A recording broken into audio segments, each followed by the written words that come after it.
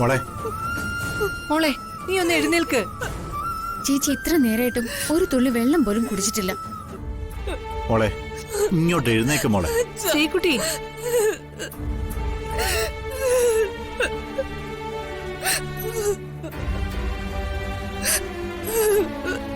കരയാതെ മോളെ. അവൻ അങ്ങനെ ഒരു കടുകയൊന്നും ചെയ്യില്ല മോളെ. സഞ്ജുവിന്റെ ഒരു ചെരുപ്പ് കടൽ തീരത്ത് കിട്ടിയതല്ലേ അച്ഛ. കാർ അവിടെ ഉണ്ട് അത്ര. സഞ്ജു പിന്നെ എവിടെ പോയി?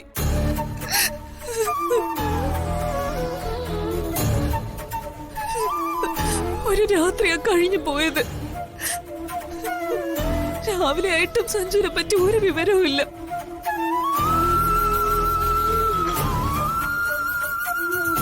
സഞ്ജുവിനെ കണ്ട ആരുമില്ല.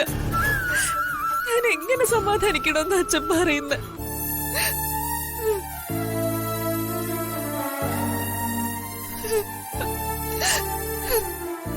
എന്റെ സഞ്ജുവിന് എന്ത് പറ്റിയെന്ന് ആരെങ്കിലും ഒന്ന് പറ.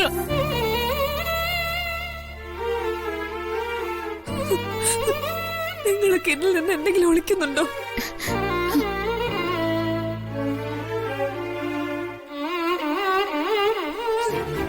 ഉണ്ടെങ്കിൽ എന്നോട് പറ. നിങ്ങൾക്കറിയോ സഞ്ജുവിന് എന്താ പറ്റിയെന്ന്? സത്യമായിട്ടും അച്ഛനൊന്നും അറിയില്ല മോളെ. ചേച്ചിക്ക് അറിയാതിരിക്കെ അദ്ദേഹം വരും. വരും പോലും. എന്നെ ഓരോന്ന് പറഞ്ഞ് സമാധാനിപ്പിച്ചിട്ട് നിനക്ക് എന്ത് കിട്ടാനാ പോകുന്നത്?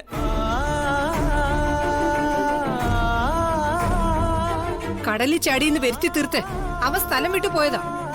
എനിക്ക് അവനെ വിശ്വാസമൊന്നുമില്ല. ഒരു പെണ്ണിന്റെ കഴുത്തിൽ താലി കെട്ടിട്ടെ അത് ഒളിച്ചു വെച്ചവനവന്. അവനെ എങ്ങനെ വിശ്വസിക്കും? നീ ഒന്ന് നാവടക്ക് കാഞ്ചനെ. എവിടെ എന്താ പറയേണ്ടത് പോലും അറിയില്ല.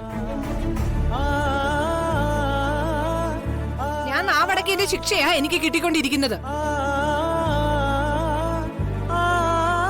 മോളെ, അവന് വേറെ ആപത്തൊന്നും പറ്റിയിട്ടില്ല. ഇത് അവന്റെ ഒരു നാടകമാണ്. ഇനിയെങ്കിലും നീ അതൊക്കെ മനസ്സിലാക്ക. കരക്കാരെ കബളിപ്പിക്കാനാ അവൻ ബുദ്ധിപൂർവ്വം കാർ അവിടെ കൊണ്ടിട്ടിട്ട് സ്ഥലം വിട്ടത്.